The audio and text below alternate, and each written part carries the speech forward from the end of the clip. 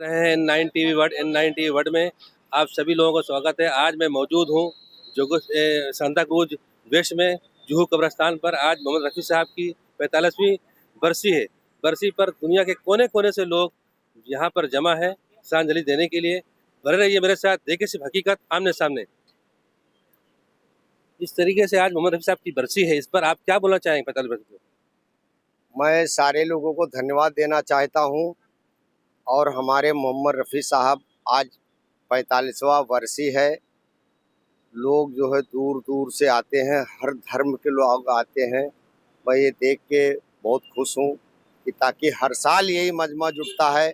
और मोहम्मद रफ़ी साहब को भारत रत्न की जो बात हो रही है, उनको तो भारत रत्न लोगों ने दे दिया है। और मैं चाहता हूं कि उनको आ, कितनी दुआएं मिलती है। हर समाज के लोग आते हैं। ये हमारा देश जो है एक गुलदस्ता है।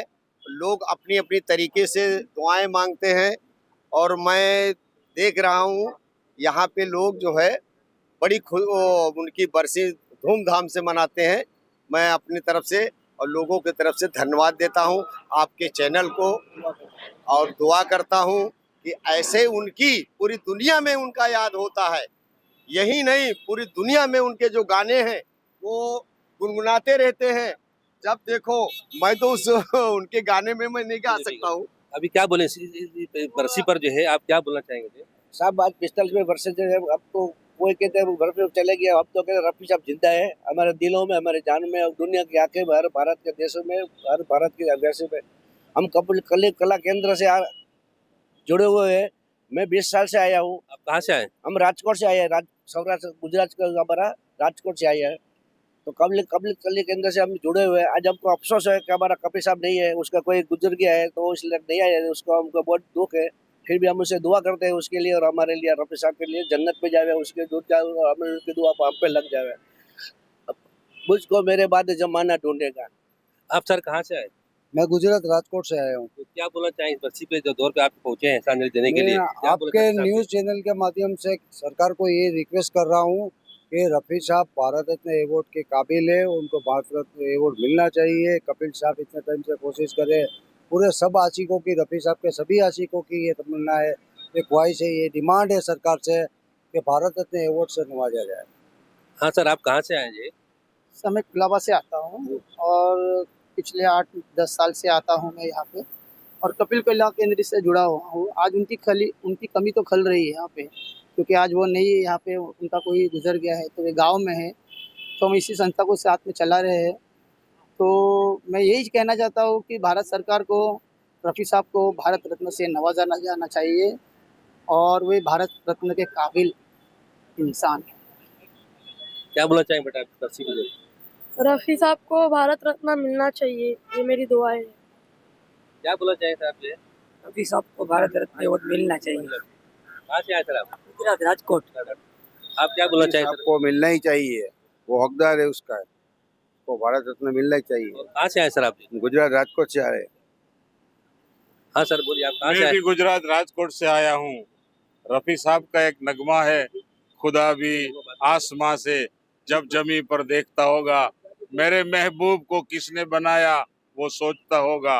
रफ़ी साहब को अवार्ड मिलना चाहिए और मिलना चाहिए, सबकी मांग है, मिलना चाहिए। भारत रत्न अवार्ड रफ़ी साहब को मिलना चाहिए। सर आप कहाँ से आए जी? मैं राजकोट से आया हूँ। उस बरसी पे जो है क्या बोलना चाहेंगे साहब? मैं ये बोलूँगा कि हर लोग की मांग है कि रफ़ी साहब को भारत रत्न अवार्ड मिलना चाहिए। तो मेरी केंद्र से गुजारिश है कि वो रफ़ी साहब को कुछ भी करके अवार्ड दे। हाँ सर, कहाँ से आप? मैं बम्बई से आया हूँ और जब भी मेरी 19 साल की उम्र थी तभी साहब को मैंने खंदा दिया हुआ है। मेरे पास स्टार एंड स्टाइल वगैरह जब भी 19 साल का था तभी मैं यहाँ आप कुछ नसीब थे कि आपने कंधा दिया और आप मौजूद थे। नहीं, मैं तो अभी उनके नाम से बम्बई में शो करता हूँ।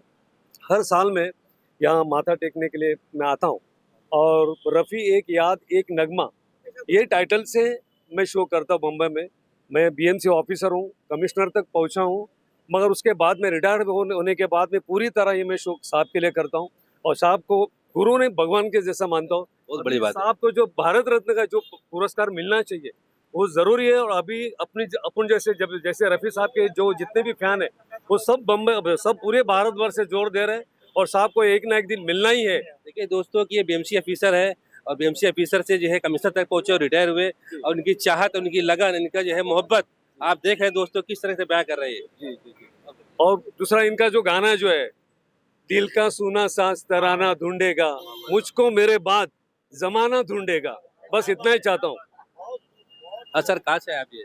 मैं आया हूँ मलाड़ पठानवाड़ी से और मैंने काफ़ी शो किया रफ़ी साहब के लिए। रफ़ी की हम सफ़र तहलका ऑर्केस्ट्रा का मैं ऑर्गेनाइज़र हूँ और सिंगर हूँ। मैं तो ये कहता हूँ कि मैंने बहुत लोगों से सुना है कि रफ़ी साहब को अवार्ड मिलना चाहिए, भारत रत्न। तो मैं तो कहता हूँ भारत रत्न कुछ भी नहीं है। मैं तो कहता हूँ दुनिया में 7 अजूबे है, 8वां अजूबा रफ़ी साहब होना चाहिए। क्या बात है, बहुत बड़ी बात है, बहुत बड़ी बात आपने कह दी, बहुत बड़ी बात कह दी आपने। मैं भारत रत्न का काहिल नहीं हूँ, मैं 8वां अजूबा का काहिल हूँ। मैं पूरी दुनिया वालों से कहना चाहूँगा रफ़ी साहब के जैसा कोई होगा ना, होने वाला है ना, कयामत तक होगा। बस यही कहूँगा रफ़ी साहब के लिए। भारत रत्न से बढ़कर भी 7 अजूबे से 8वां अजूबा रफ़ी साहब है। अब इसके बाद कोई अजूबा ना बने, बस वो 8वां अजूबा कयामत तक खत्म हो जाए। क्या बोलेगा रफ़ी साहब की जो है मोहब्बत में जो है? बस सलाम पे दुआ मैं आता नहीं कुछ। मैं खलीफा हूँ, यूनुस भाई खलीफा है, राजकोट से आए हो इसकी सलाम करने की दुआ। हाँ सर, आप कहाँ से आए, क्या सर बोलेंगे? मैं बम्बई से आया हूँ, मेरा नाम आदेश जगधन है। मैं छोटा सा कलाकार हूँ और 30 साल से यहाँ मत्था टेकने आता हूँ। मैं बहुत दीवानगी रफ़ी साहब के लिए, ये विश्व रत्न से भी आगे है और उनके लिए आज मेरे तहे दिल से श्रद्धांजलि है और ये जुलूस और बढ़ते जाए और बड़ा होते जाए। धन्यवाद। मोहम्मद साहब खलीफा हो, मैं भी खलीफा हूँ, मैं राजकोट से आया हूँ प्रयागराज से।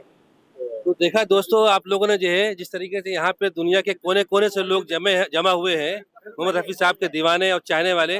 बने रहिए मेरे साथ, देखिए इस हकीकत। आपको हमारा ये वीडियो कैसा लगा हो, जिसको अगर आप इस पे अच्छा लगा हो तो उसको लाइक करो, कमेंट बॉक्स में अपनी राय जरूर दो और बने रहिए मेरे साथ। देखिए इस हकीकत आमने सामने।